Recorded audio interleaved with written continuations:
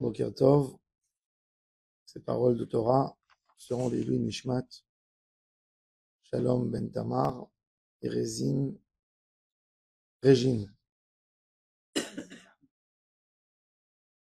Violette Aziza, Bat Rachel, Violette, Josette, et les refouages, les maths de Yael Reizel, Bat Martin Emma Simcha et Esther Simcha, Bat Yael Reizel. Et la refouach de ma maman, Ruth Mesodi Bat Rivka et Esther Bat Ruth Mesodi. Il y a encore un autre. Et les Dakala, les Esther Mazal Tov, Bat Tamar Hana. On va parler du Hachri Yoshe Betera.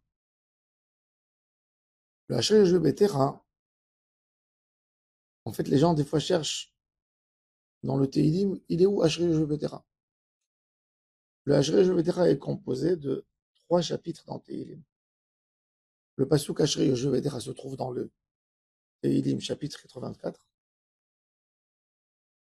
Le Hachri Ha'am Shekachalo Hashem Shadonai Elohav se trouve dans le 144. Et le Tehilel et David Aromimcha Eloha Yamelech se trouve dans le 145. Et là, c'est le Hachri. La Gemara donne énormément d'importance au Hachri Yoshe Betera. La Gemara a dit à ce point que dans le traité Brachot, tout celui qui dit Hachri Yoshe Betera 3 fois par jour, c'est sûr qu'il a Olam Haba. Ça veut dire, vous voulez une promesse de Olam Haba? Elle est écrite claire et simple. Celui qui dit ce texte 3 fois par jour, Hachri Yoshe Betera, 3 fois, Mouvtach le promis du Talmud, il a une carte de garantie. Il arrive au Olam Haba et dit à Kadosh Baruch Hu, j'ai dit tous les jours 3 fois Hachri Yoshe Betera, il rentre tout de suite au Olam Haba. Certes, certes. Il y avait Kemouna, il prie pour Hachem, il fait des louanges à Hachem. Mouvtach lo shou ben Olam Haba. Pourquoi 3 fois? C'est comme les 3 prières qu'on mentionne par jour. Sharit, Mincha, Arvit. On va voir tout de suite, et la Gemara a dit, qu'est-ce qu'il y a de tellement exceptionnel dans le Hachri Yoshe Betera, plus que tout le reste de la tefila, que tu dis sur ce texte, celui qui le mentionne 3 fois par jour, il a Olam Haba. Alors la Gemara a dit quoi? C'est parce que c'est des louanges à Hachem qui sont faits sous la forme de l'alphabet, puisque il fait Tehillah et David. Ensuite, Aaron Mimcha, Aleph, Elohim Mera, Bechol Yom Avachera, Gadol Adonai Moulal Meod, Dor les Dor et Shevar. On a l'alphabet. On a d'autres psukim, d'autres chapitres de Tehillim qui sont faits sur l'alphabet. Par exemple, celui qu'on mentionne Shabbat, Mincha. Alléluia. Ode Adonai Bechol Evav Besol Yishayim Eda. Bechol. Gedol Imas. Derushim. Rod Vadapar. Oui. On a des psukim. C'est ça. Ça veut dire en fait que tu as pris les 22 lettres que Kadosh Baruch Hu t'a donné, tu as fait avec toutes des louanges à Hachem. Est-ce que c'est ça? Alors la Gemara elle dit non. Parce qu'il a le pasuk Poteach et Yadera. Poteach et Yadera, où l'homme avoue que Kadosh Baruch Hu, c'est lui qui donne la parnassa à tout le monde. Poteach et Yadera. Alors la Gemara dit, si c'est comme ça, nous avons dans le Halel Gadol, on l'a lu Pessah, Odou l'Adonai Kitov, Kilalam Chazdo, Odou, qu'est-ce qu'on dit là-bas? Noten lechem lechol basar, Kilalam Chazdo. Alors la Gemara dit non. Mais là-bas, il y a pas selon toutes les lettres. Là, il y a toutes les lettres. Et il y a aussi Poteach et Yadecha. Dans le Alléluia, il est écrit Teref Natan Lirea Vizkor Leolam Berito. Le Kadosh Baruch Hu donne la parnassa que aux gens qui craignent Hachem. Mais dans Poteach et Yadecha, Hachem donne à tout le monde, même à celui qui l'énerve. Même les hommes qui font Avodah Zara, les païens, ils reçoivent d'Akadosh Baruch Hu. Hachem a pitié de tout le monde. Et là, se manifeste en toute grandeur la splendide d'Hachem. Ça veut dire, il n'a pas compris, il m'énerve. Il comprendra un jour. De la même manière qu'une maman ne punit pas son bébé parce que il lui a fait quelque chose, il comprend pas. Parce qu'il comprend pas, alors moi, je vais le punir, je vais l'abandonner, chas v'shalom. Non. Akadosh Baruch Hu donne au monde entier toutes les brachot. Rashi nous dit que cette qualité extraordinaire de Hachri et Jevetera, comme je vous ai dit au début, c'est l'équivalent des 3 prières. C'est-à-dire, par exemple, une femme, elle n'a pas toujours le temps de faire 3 prières par jour. Si elle peut faire Hachri et Jevetera 3 fois par jour, c'est extraordinaire. Le matin, on a 2 fois Hachri et Jevetera. Une fois dans les psaumes, des Zimra, et une fois après la Hamida. Et Mincha, avant de commencer la Hamida, on fait Hachri et Jevetera. Le Hachri et Jevetera, il a une très grande chance parce que dans le Poter Hitadera, c'est la parnassa de l'homme.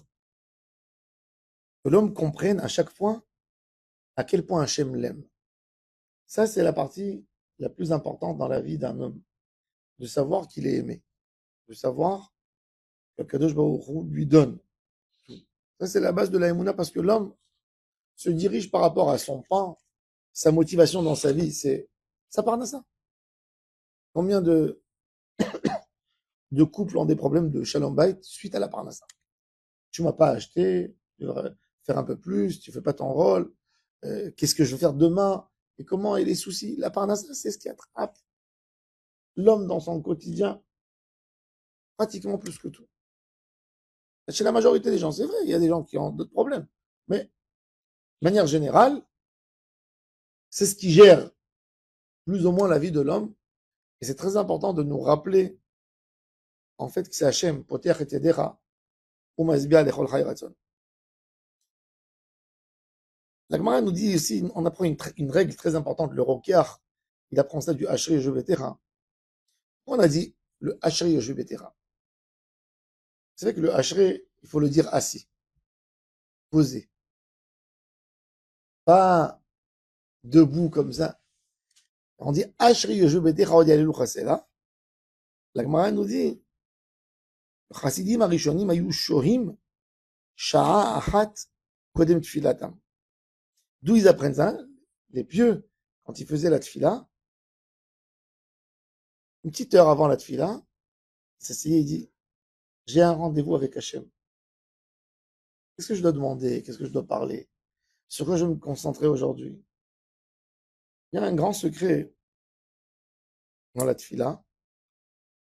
En fait, dans la tfila, on a une amida qui a 18 berachot. Ils ont ajouté une 19e. On arrivera à la amida. On a refait Cholé Amo Israël, par exemple. D'accord? Il y a quelqu'un qui souffre de misère, de parnassa, problème de santé, bah, au Hachem, il n'a pas. Il peut faire toute sa prière, en pensant au fait qu'il a besoin d'une parnassa. Quand il va dire Avram Avinu, Hachem, donne-moi grâce à Avraham, la parnassa. Elohim Yitzhak, donne-moi grâce à Yitzhak, donne-moi grâce à Yaakov. Toi qui fais vivre les morts, fais que je vis bien, que j'ai une parnassa. Il peut avoir une kavana supplémentaire de parnassa à tous les niveaux. Il peut dire, même dans Refait Cholé Amo Israël, j'en suis malade, que j'ai pas de quoi donner à mes enfants. Guéris-moi ça. Évidemment, Barech Alenu, c'est la bracha principale. Délivrance de parnassa. Bet Amikdash, aide-moi pour pouvoir faire de ma vie quelque chose de kadosh. Aide-moi que j'ai pas les soucis de parnassa, que j'ai pas besoin de m'occuper des choses tellement compliquées que je puisse t'accorder plus de temps. Ça veut dire que d'une manière générale, on peut prendre toutes les brachot et les lier dans notre kavana, toutes par rapport aux besoins qu'on a dans chaque prière. Et ainsi, tu peux faire dans la refoua, tu peux dire, par exemple, dans le Barech Alenu, tu peux demander à Hachem, qui te fait une bracha, de te donner une refoua pour pouvoir bénéficier de la richesse qu'il te donne. Parce qu'un homme malade, il peut pas manger, par exemple. C'est-à-dire, vous voyez, on peut tout mettre en lien. Ça, c'est l'idée. Le Hachri Jevetera, il est là pour te donner l'idée que c'est Hachem qui donne tout. Il y a beaucoup de textes dans le Hachri Jevetera. Mais le Ikar du Hachri Jevetera, il est pour la parnassa. Il faut savoir que le Shulchan Aruch, il nous dit, Halakha le Maaseh. Quand on fait Poter et Yadera, normalement, on n'arrête pas, on n'interrompt pas un texte. Si on a dit Poter et Yadera sans Kavana, il faut reprendre le misement.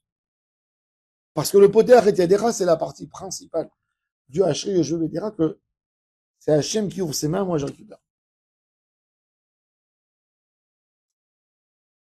Dans le Haché, je vais Tera, on a toutes les lettres de l'alphabet. Aleph, Bet, Gimel. Il y a une lettre qui manque. Laquelle? Non. Hmm? Laquelle? Le Nun. Nun. Il n'y a pas. Yodura Hashem, Kod Malchutra Yomeru, Leodia, Malchutra, Malchut Kol Haamim, Somech Hashem Lechol HaNoflim. De même à Samech, il y a le Nun qui manque. Pourquoi le Nun, il n'y est pas? Parce que le Nun, il signifie la Nefila. On tombe. Nafla. Betulat Israël. Lotosif Kum. Il a dit le prophète. Nafla Betulat Israël Lotosif Kum. C'est le prophète Amos. Le prophète Amos était désespéré de la destruction qu'il a vue qui allait venir sur le Ham Israël. Et il a dit, je ne comprends pas comment le Ham Israël pourra sortir de leur destruction. Il était conscient de la force de Nabuchodonosor. Nabuchodonosor, quand il a ravagé des peuples, ça y est, c'est terminé. Dans l'histoire, on peut voir. On avait ici des centaines d'ethnies dans toute la région du Proche-Orient. Énormément d'ethnies. En Eretz Israël, rien que la guerre en Israël, Yehoshua ben Nun a chassé, a combattu 31 rois, des royautés, en Israël. Imaginez-vous ce qu'il y avait en Syrie, en Jordanie, dans toute la région. Et quand il y a eu des peuples, ça veut dire, il massacrait Ara, et il a dit à Amos, quand il a vu Nabuchodonosor avec quelle haine il va venir pour détruire Israël, il a dit, Nafla, l'otosif, comme je ne vois pas avec quel mérite, comment ils vont se lever. En plus, ils seront dans l'exil, ils n'auront pas de mérite, ils n'auront pas de choses pour faire un petit coup, ils seront dans l'esclavage, ils n'auront pas le temps pour faire du chesed un avec l'autre, le temps d'étudier la Torah. Comment ils vont se lever? Alors, cette lettre, quelque part, c'est une lettre pas maudite, mais c'est une lettre qui amène pas de bracha, le Nun.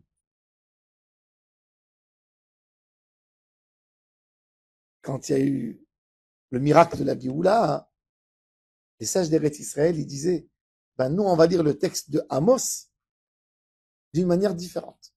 Amos a dit, Nafela lotosifkum. Elle pourra pas se lever de ce coup.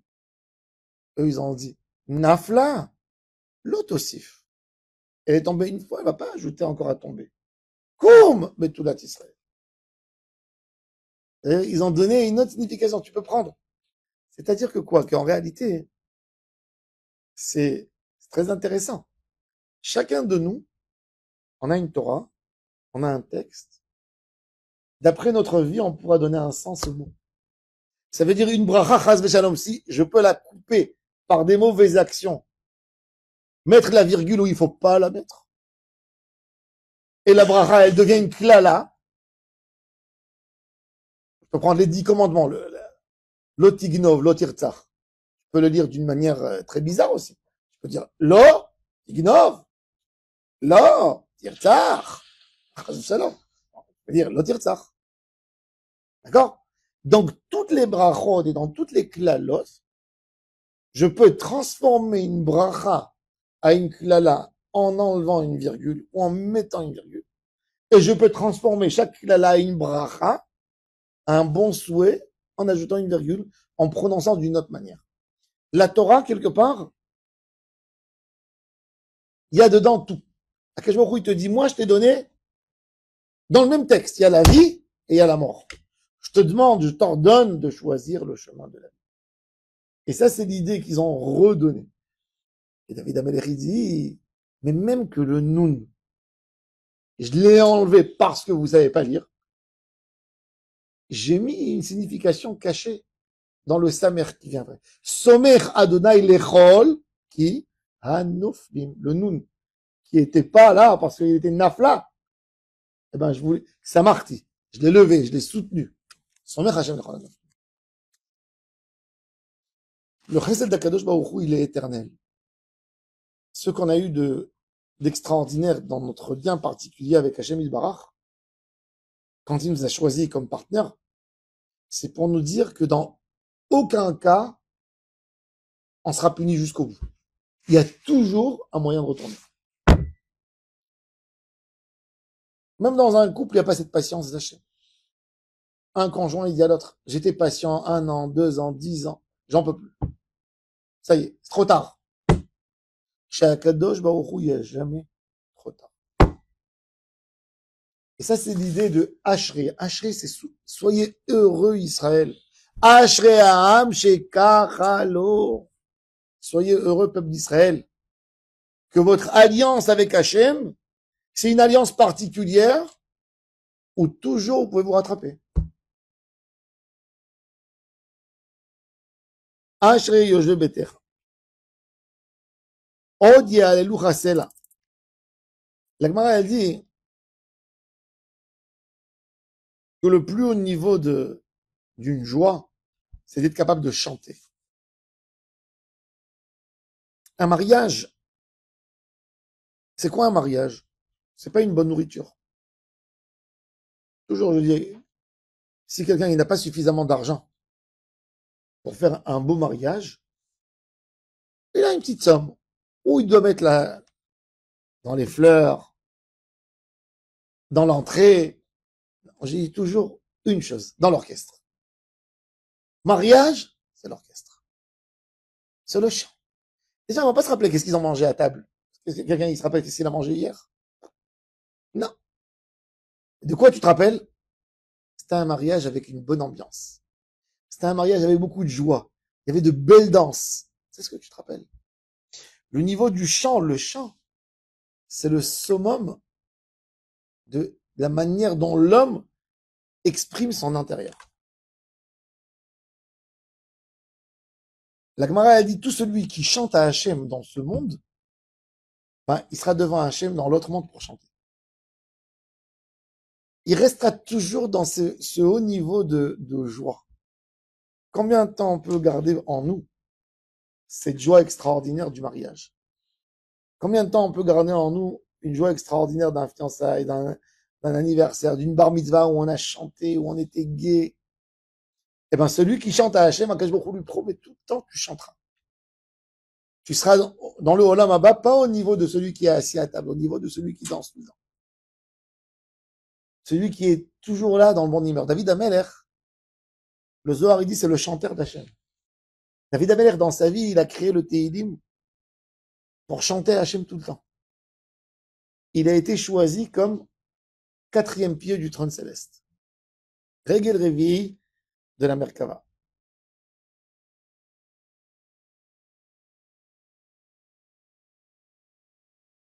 Le Rav Dessler explique,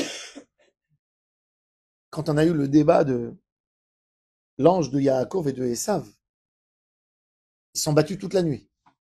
Yaakov est en train de passer le Mahavar Yabok, quand il a partagé sa famille en deux avant la rencontre avec Esav, et il allait récupérer les dernières choses qu'il avait à faire passer sur le fleuve. Et tout d'un coup, il y a quelqu'un qui vient, qui lui parle, et qui commence, il veut le mettre à plat.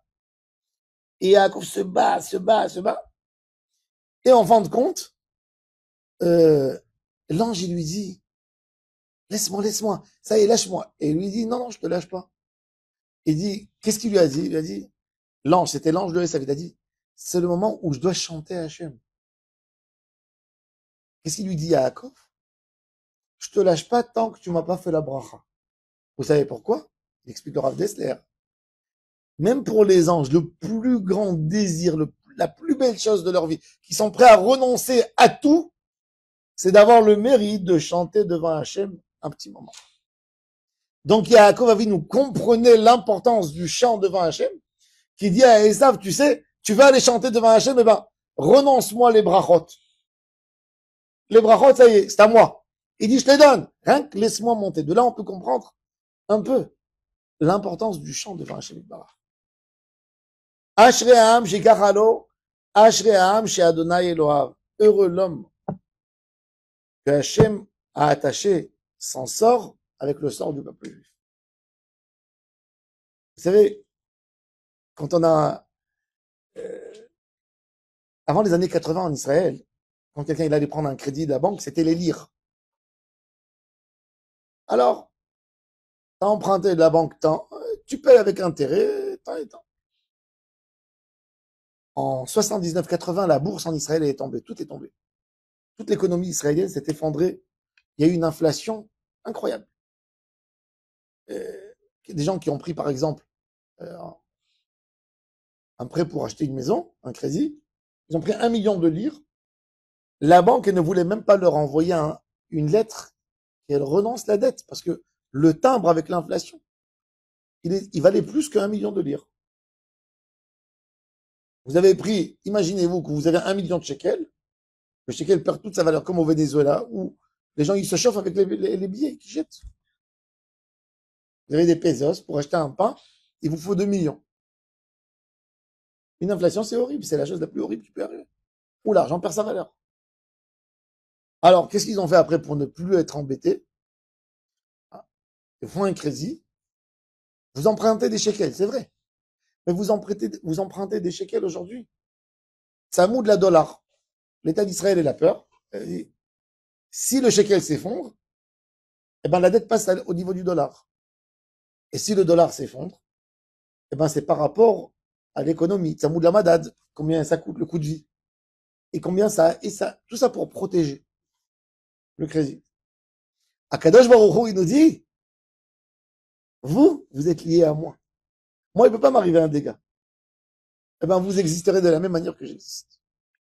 Ça, c'est le cadeau le plus grand qu'un peuple peut recevoir. Vous êtes annexés à moi.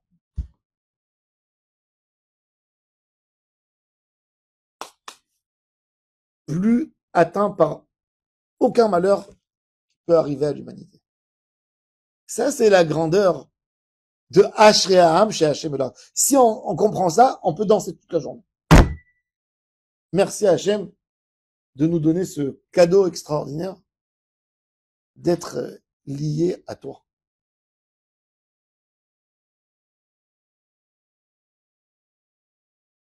Kadosh Baruch Hu dit, כי מי גוי גדול אשר לא אלוהים קרובים אליו, qu'Adonai Elohenu, bechol korenu elav.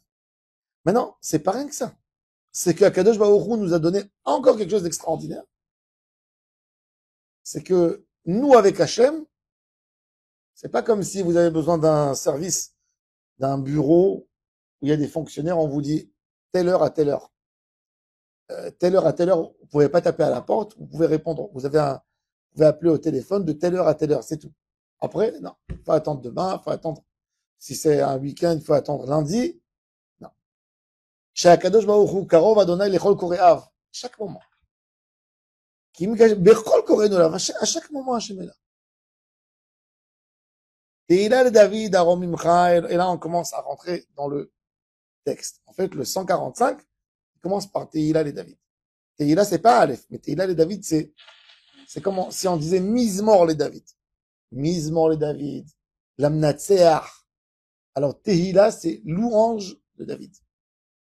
Arom Imcha, Aleph. Elohai Yamelech. Va'avarecha Shimcha, Leolam Vaed. Arom Imcha, c'est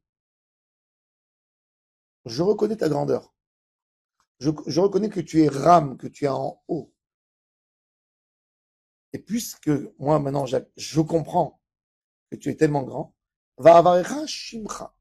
Le nom d'Hachem, c'est pas un nom propre. Nous, on a des noms propres. Un homme, il a un nom. Mais le nom veut le différencier d'autres choses.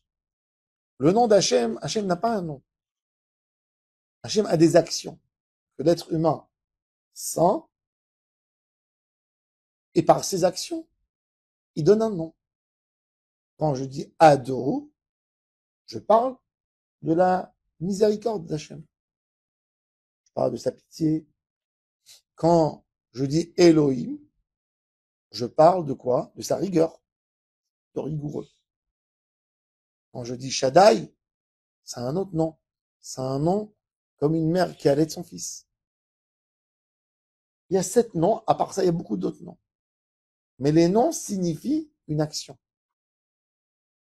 Hachem est appelé selon les actions.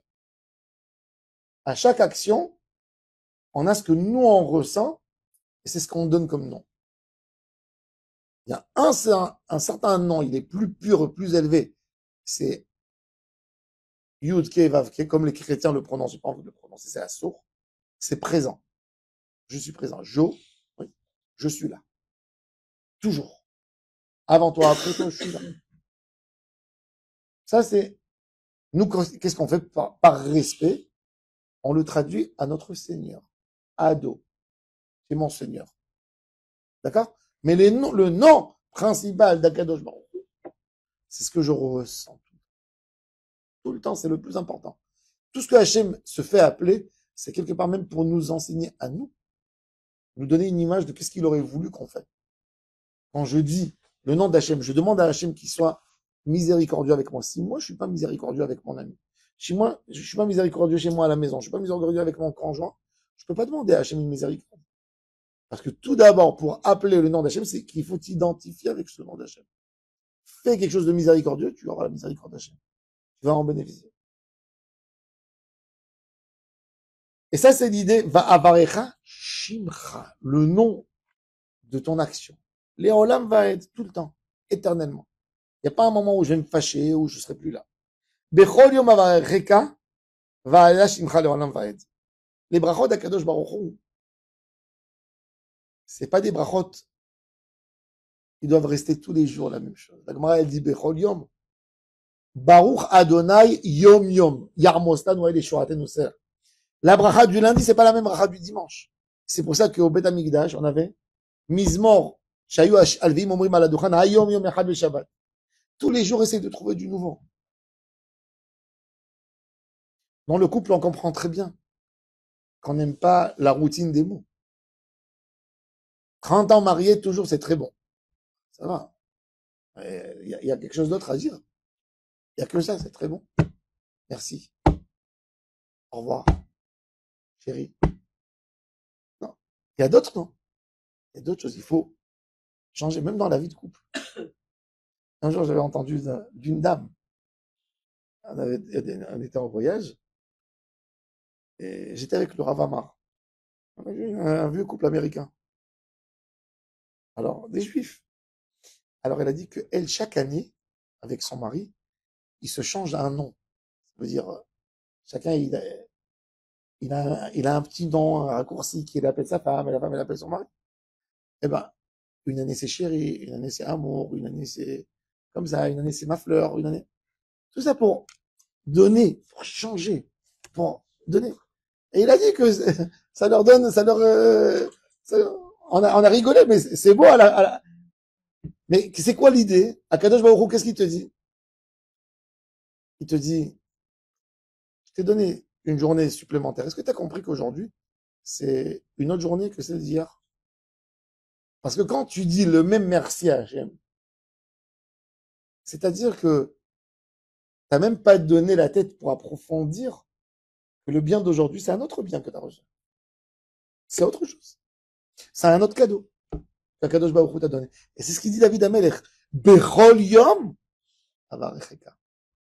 Chaque jour. Va aller la shimcha. Tous les jours, il y aura une louange, mais chaque jour, il y aura sa bracha différente. Bechol yom avarecheka. Gadol Adonai umulal meod. Velikdulato en cheker. Quand on voit la grandeur d'Hachem, toute cette gdoula, c'est pour faire du bien au monde. Vous voyez le monde, comment il est énorme. Avec tout ce qu'on voit, on n'a même pas compris. Tous les jours, les scientifiques découvrent d'autres choses, d'autres forces, du monde, de l'univers. Et Akadosh Baruch Hu a fait tout ça pour que l'homme se sente bien dans ce monde. Tout ça pour que l'homme ait une bracha dans sa vie.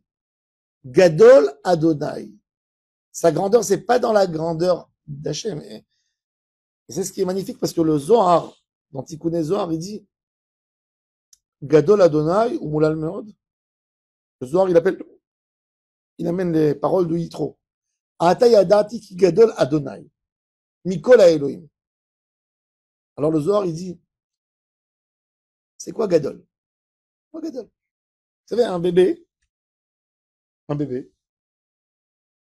commence à marcher, il commence à discuter, à parler. Euh, il voit son, il voit son frère qui est plus âgé que lui de 2 ans. Il dit, waouh, il est grand, mon frère. Moi, je suis petit. Il est grand, il est grand, il est grand. Après 2 ans, lui aussi, il devient à cette hauteur. זה, זה מפריע, סליחה. מה אתה... היה פה דלת לבחוץ, איפה דלת? פה. פה, מאחורה.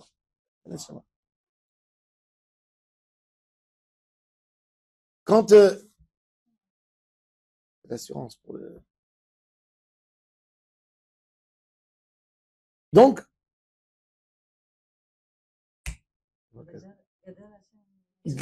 Gadol, alors le Zohar, il dit...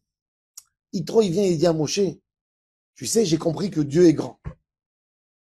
Alors le Zohar, il dit, mais c'est quoi grand? Grand, c'est toujours proportionné par rapport à quelque chose.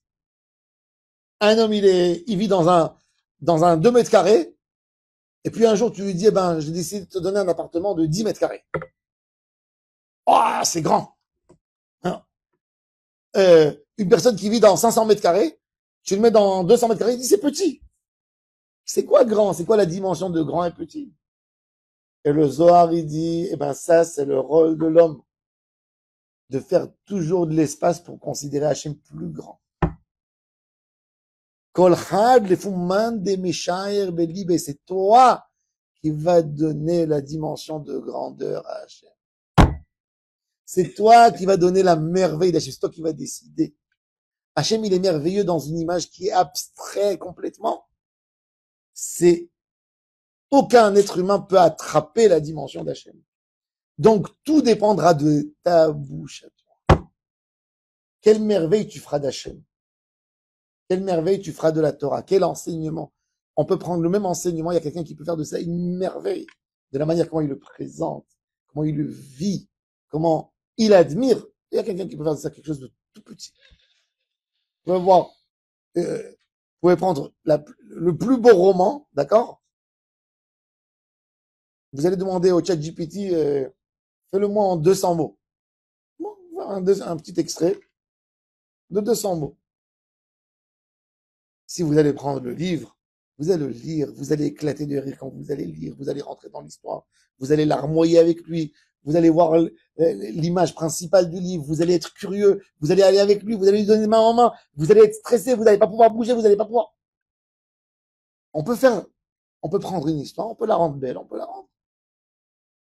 Comme il y avait un rave, il disait, il y a un œuf mou et il y a un œuf dur, ça dépend comment on l'a cuit. Tout dépend de ta avodat Hashem. C'est ce qu'il dit David Ameler. Hachem, moi, je vais maintenant te faire je vais parler de ta grandeur. C'est ça le but de ce passage de Tehillim. Hachem, je vais parler de ta grandeur, mais je dis depuis le début que ce que je dis, c'est ce que je sais dire. Je n'arriverai jamais à parler de ta vraie grandeur et de ta vraie dimension. Parce que ce que je dis, c'est dû à ma vie, c'est dû à mon passé, c'est dû à mes problèmes, c'est dû à mes épreuves, c'est dû aux merveilles que j'ai vues. Donc, Hachem, pardonne-moi, mais je suis un être humain. Je suis un homme limité par rapport à toi qui est illimité. Donc, je dirai les choses. Oui, Gadol Adonai ou Moulad Nod, mais en même temps, je dis que les Gdoulato en Chekir. Il y a personne qui est capable de vraiment définir ta grandeur. Donc, il fait et il dit, c'est exactement ça. On dit dans la tfila, Ael Agadol, Agibor, Ve'anora. Agadol, c'est Maaseh Bereshit. C'est la chose la plus grande qu'il y a, qu'un être humain peut voir, connaître dans sa vie. Tu montes dans le ciel et tu vois à quel point la terre elle s'est éloignée et tout ça, t'es même pas un oiseau dans ce monde énorme, dans cette galaxie, dans tout ce système. Gadol. Gibor, c'est quoi Gibor? C'est une force. Où Israël a senti une force? Yetziat Mitzrayim. On a senti que Akadosh Baruch Hu a intervenu. Il nous a tirés, il nous a fait sortir. Hop, dehors. Gibor. C'est quoi Nora? On a vu que qu'Akadosh Baruch Hu a décidé de s'attacher à nous en nous donnant la Torah dans le mont Sinaï. Nora, c'est Yira, ça vient de Yira. Alors là, on parle de Gadol. Dor les Dori Shabar Maasecha. Ugvurotecha Yagidou. Beaucoup de fois, même ce qu'on a appris par rapport à la grandeur d'Hachem. Alors, comment je sais la grandeur d'Hachem? Si je suis un petit enfant qui cherche Hachem. Ok, je vais voir Hachem dans une belle fleur, mais aussi, j'ai à apprendre l'histoire du peuple juif dans le passé qui va me donner des dimensions de grandeur d'Hachem.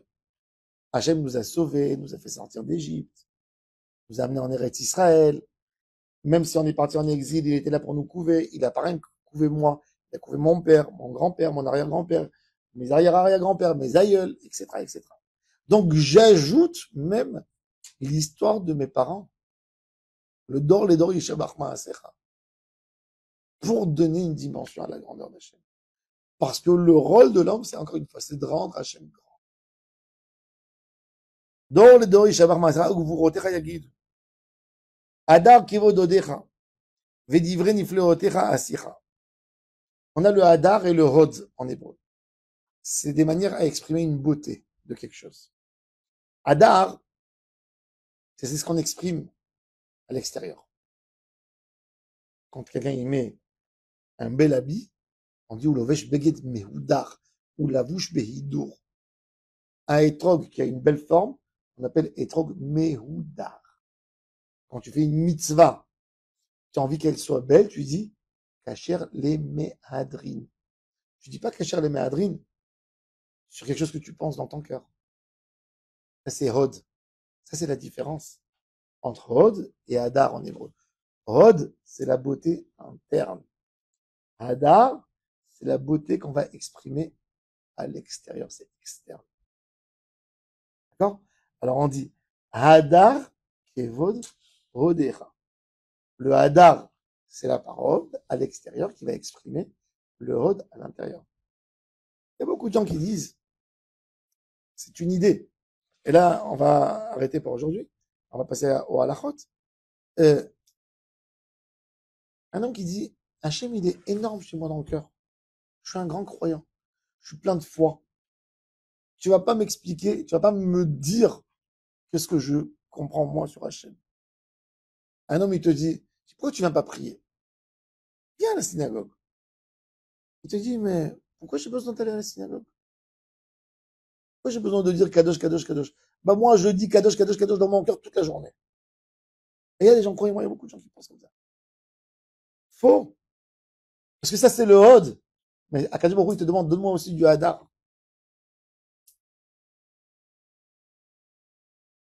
Est-ce qu'une femme peut dire à son mari, habille-toi, sois belle. Je suis pas belle à tes yeux? Quoi, tu m'aimes pas si je suis habillé comme ça à la maison? Pourquoi j'ai besoin de me maquiller pour te plaire? Quoi? Quoi? Tu aimes le maquillage? Tu aimes pas ma neshama? Pourquoi c'est faux cette idée?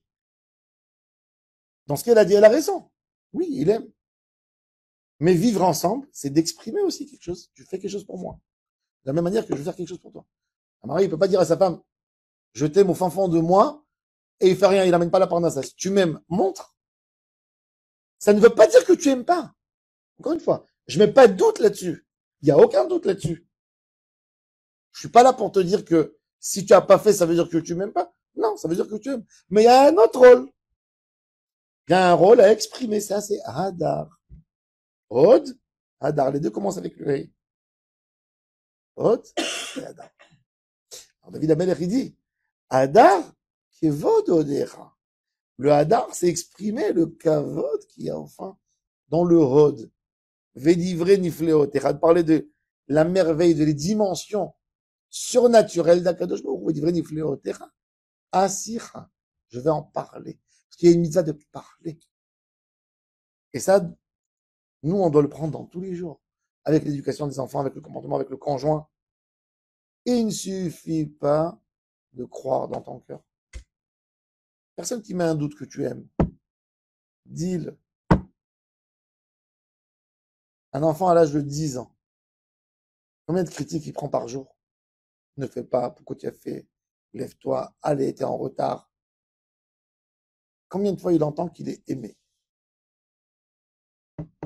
Un problème, je dis ça pour nous tous. C'est la vérité.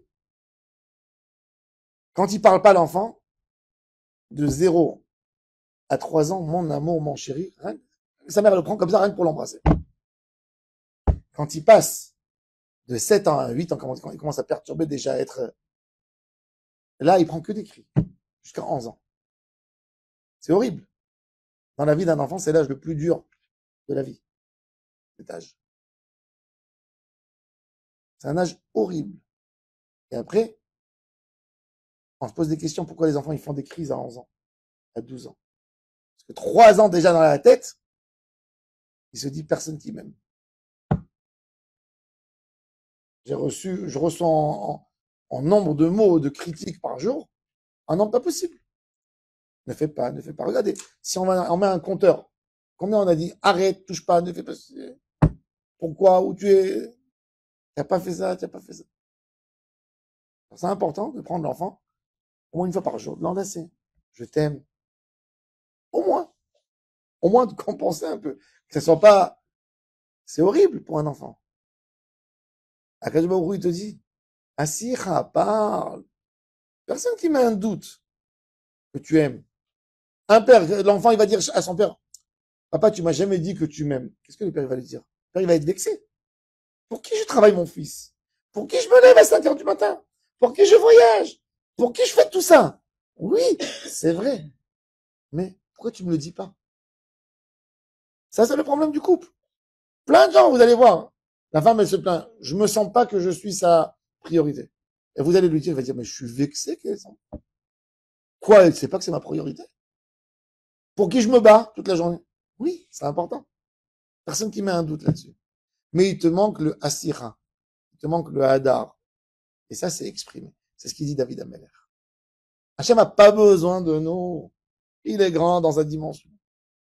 Mais dans la partie liaison avec le Ham Israël, quelque part, il te dit, oui, dis, montre. C'est la manière de montrer. Alors on est dans la lettre E, Bezrat Hachem, la semaine prochaine on passera à bas. Quelqu'un à la route de Shabbat.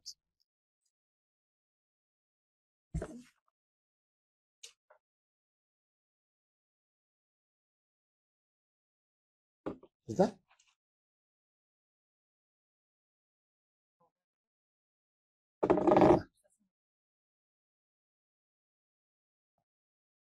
Ah, il faut éteindre. Il est allumé, je vais l'éteindre. Ben ça y est, la télé est sur 30. On va parler de se préparer pour Shabbat. Oui, la route de Mouktsar, on les a finis, donc maintenant on reprend comment on se prépare au Shabbat. Mitzvah de préparer le Shabbat, c'est une mitzvah minatora. Où on voit ça? Dans Parashat Beshalach, Akash Baruch Hu a donné la manne. Il a dit, Ve'aya bayom hashishi, ve'echinu et asher yaviu. Vendredi, Hachem donne l'ordre aux enfants d'Israël de se préparer pour Shabbat. A priori, quand on doit préparer le Shabbat? Vendredi matin. Je me rappelle quand j'étais enfant, tous les vendredis matins, 5 heures du matin, c'est l'odeur qui nous réveillait. Les poivrons grillés, et l'ail sur la poêle déjà, on se lève déjà, il y a la pâte des halotes, et maman à la cuisine. Shabbat arrive. Ve'aya bayom hashishi. Nos mamans faisaient tout le vendredi. Il n'y avait pas de frigo aussi. À vrai dire, comme aujourd'hui, congélateur. Aujourd'hui, une femme, dimanche, elle fait quelque chose, une salade, elle dit, ah, tiens, une boîte au congélateur pour Shabbat. Shabbat, il y a des gens qui font le jour de la cuisson. Chez les Américains, ils ont un Yom Chofshi Yom. Une fois par mois, c'est la saleté dans la cuisine. Toute la journée, ta, ta, ta, ta, ta. Après, tout au congélateur, des boîtes. Dimanche, machin. Horrible, mais c'est comme ça. Des boîtes. Et ils font sortir. Il n'y a pas le kavod du Shabbat. Le kavod du Shabbat, c'est qu'on comprenne qu'il y a un invité hyper important qui doit venir ce soir. La maison, ça bouge. Ça, c'est Shabbat. C'est pour ça que plus on s'approche du Shabbat, c'est plus et on voit, c'est visible, que c'est dire faut Shabbat. La Gemara, elle raconte sur Shammai et Hillel, comment ils préparaient pour Shabbat. Shammai, il sortait dimanche au marché. Il voyait un chou, un beau chou. Il dit, tiens, il est magnifique, je l'achète l'Irvot Shabbat Kodesh. Il le prenait, il l'amenait à la maison. Il le mettait dans l'armoire pour Shabbat. Le lendemain, il passe, il voit un plus beau chou. Il achète l'Irvot Shabbat et il mange celui qu'il a acheté hier. Mardi, il voit quelque chose. Après, il dit, non, mais pourquoi je vais manger du chou? Je préfère une laitue. C'est mieux. Il achète la laitue, il mange le chou. Toute sa vie, il mangeait pour Shabbat. Il est la Zaken, il disait, j'ai la Emouna, je suis confiant en Dieu, qui va m'envoyer vendredi tout dont j'ai besoin. Le Mishnah Berurah, il dit, il parle des moments d'aujourd'hui. Aujourd'hui, les femmes, elles travaillent beaucoup de fois. La vie, elle a changé, c'est pas la même vie qu'on a, comme avant. Alors, il dit, une femme, elle a pas à faire tout vendredi. Après, elle arrive Shabbat épuisée. Comme elle est débordée, ça peut provoquer des disputes, ras shalom. Vaut mieux faire déjà depuis jeudi. Mais il faut faire quelque chose pour vendredi. Même l'homme, moi, j'essaie d'acheter tous les vendredis quelque chose pour Shabbat. Même quand on a fait des courses déjà. Pas les vendredis. La femme, elle a envie que tout soit déjà prêt à la maison. Vendredi, je descends. J'achète une petite barquette de fraises. J'achète un petit truc pour Shabbat. Pourquoi? Pour faire ce geste que vendredi, je me suis préparé de faire Shabbat.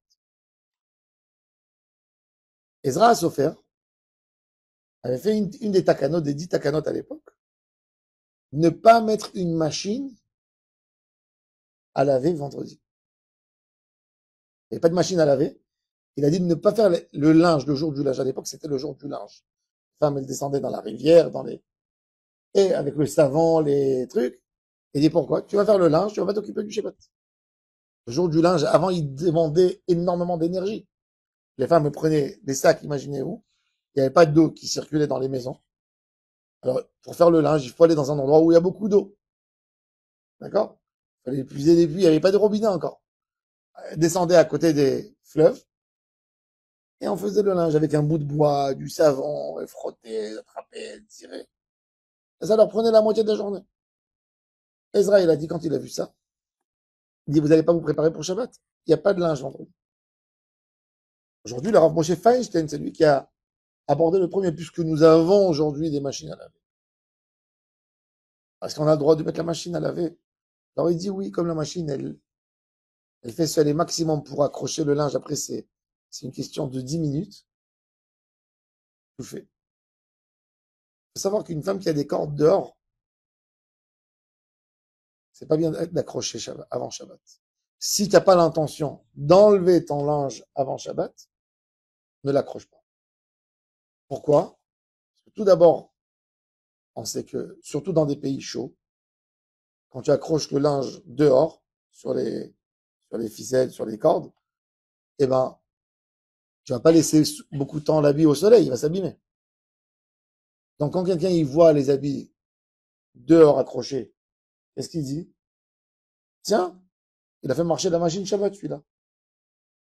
On a le droit de laver le linge Shabbat. Mishum Maritain, c'est pour ça que jamais vous allez voir dans les villes religieuses, vous allez jamais voir des habits accrochés sur les Shabbat. Impossible. On enlève Mishum Maritain. Il y a une couleur quand on a un enfant qui sort, qui vient de l'armée, il doit repartir tout de suite Motsai Shabbat. Dans certains cas, on autorise. Mais l'idée, même le Rav Feinstein dit, t'as pas à mettre 3-4 machines de linge vendredi. Une machine. Pas que tu passes ta journée à faire du linge. Passe ta journée dans la cuisine. Vendredi, c'est la cuisine et la maison.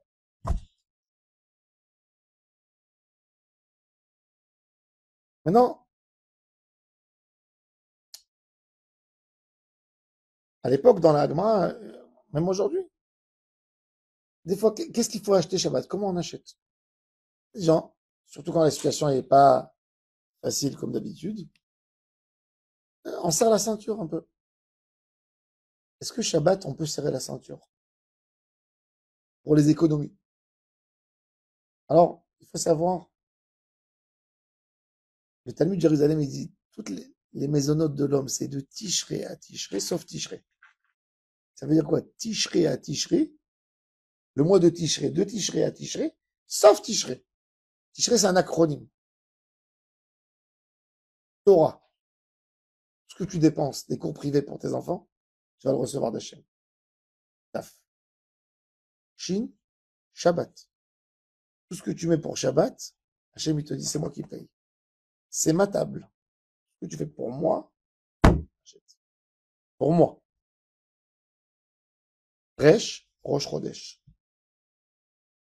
Yud, Yom Tov. Donc, Torah, Shabbat, Rosh Chodesh, Yom Tov, tout ce qu'on achète, tout ce qu'on dépense là-dessus, c'est remboursé par Hachem.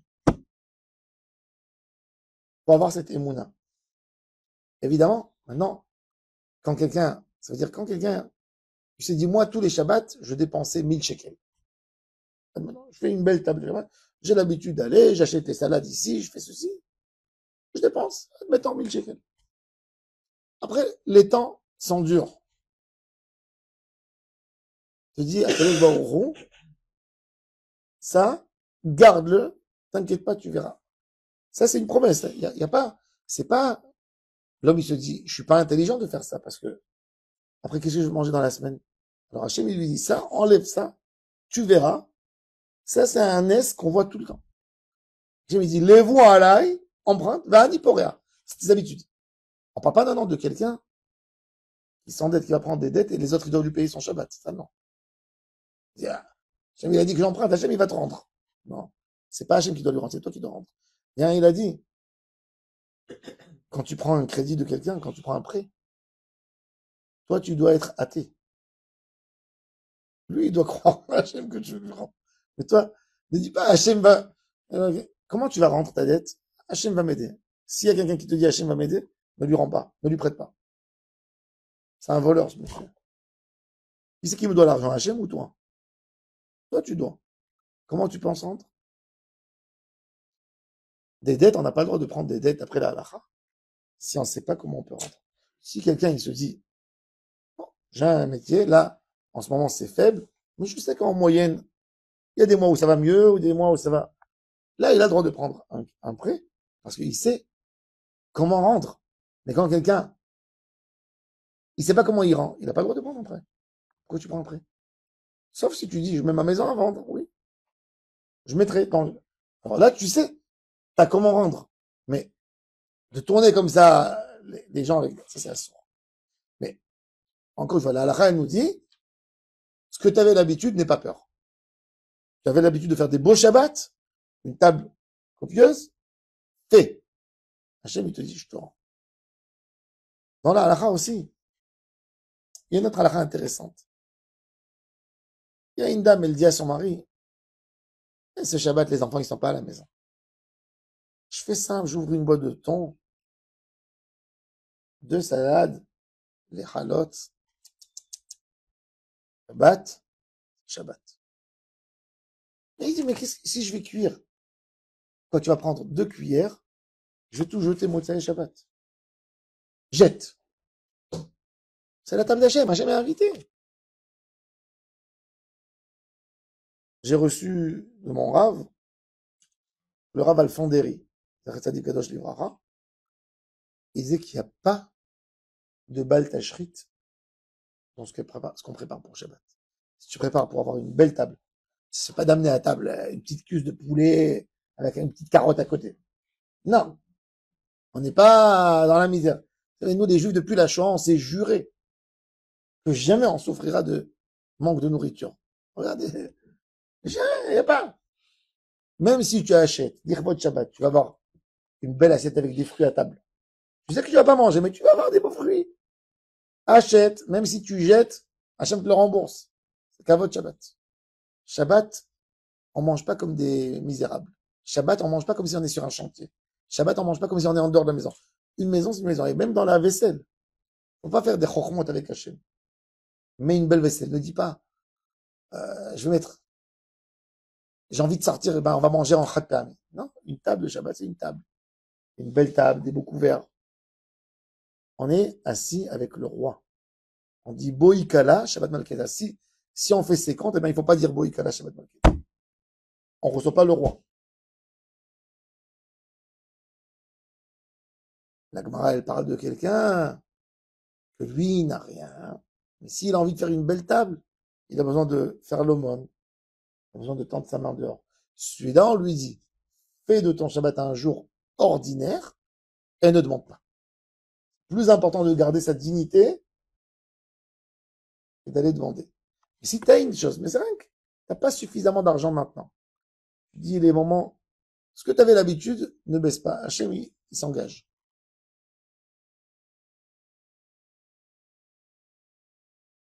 Il y a une mitzvah très importante, avec ça je termine, de faire Afrashat Chala, Shabbat. Erev Shabbat, faire des chalot. Le Mishnah Boura, il dit, j'en veux énormément les femmes des grandes villes qu'elles ne font pas les chalot à la maison pour Shabbat, qu'elles vont les acheter à la boulangerie. Il dit, tout d'abord, en Pologne, ils achètent le pain des goy, que c'est que a posteriori, c'est pas a priori. Deuxième chose, elles perdent la mitzvah de challah. Elles perdent beaucoup de choses. Le pain, il n'est pas toujours adapté, il est moins bon. Akadosh Baruch Hu, il veut qu'on fasse. Ève, elle a détruit la challah du monde. Elle a détruit quelque part le Etzadat. En réparation, Akadosh Baruch Hu lui a dit, tu vas réparer, cette mitzvah, elle est à toi. C'est pour ça que le mari n'a pas le droit, lui, de faire le prélèvement de la challah. C'est que à la femme. Le minhag des juifs de Bagdad, c'est pour que le mari, il ait une fois dans l'année la mitzvah de Afrashat Chala, les chalot de Rosh Hashanah, Erev Rosh Hashanah, à Bagdad, les juifs de Bagdad, la femme, elle prépare la pâte, elle appelle son mari, et lui, il prend une fois comme ça, il fait la bracha, et il a fait une fois par an le prélèvement de la chala. Mais sinon, d'abord, il gagne une mitzvah. En Eretz Israël, c'est Minatora. Oui, c'est Midé Rabbanan. C'est une mitzvah extraordinaire. Alors il dit, fais tes chalot. Tu dis, mais je peux pas faire la bracha, quoi. Je suis que moi et mon mari à la maison. Mange dans la semaine le pain. Tu veux pas manger dans la semaine? Offre à ta voisine du chalot. Fais la mitzvah. Toutes les semaines, fais ta chala. Je parle pas maintenant veille de Pessah, tout ça. On est un peu embêté.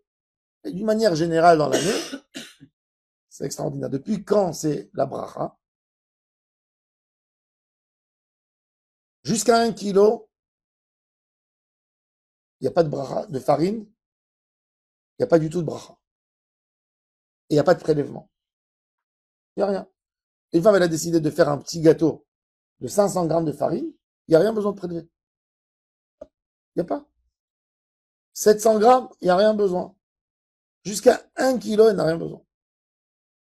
De 1 kilo à 1 kilo 405 grammes, elle prélève sans bracha. De 1 kilo 405 grammes, le prélèvement, sera avec une bracha. Ça, c'est la halakha de la Afrashat Chala. Quand on fait la Afrashat Chala, je donnerai plusieurs détails la semaine prochaine de la Afrashat Chala d'Alachot. L'étude de la Afrashat Chala, comment on fait la Afrasha, si on a oublié, si on a mis dans le four, si on a fait la moitié de la pâte et l'autre moitié, si on a envie de faire une pâte à brioche et une pâte à pain, si un cake participe, etc. On parlera de ça, Bezrat Hashem,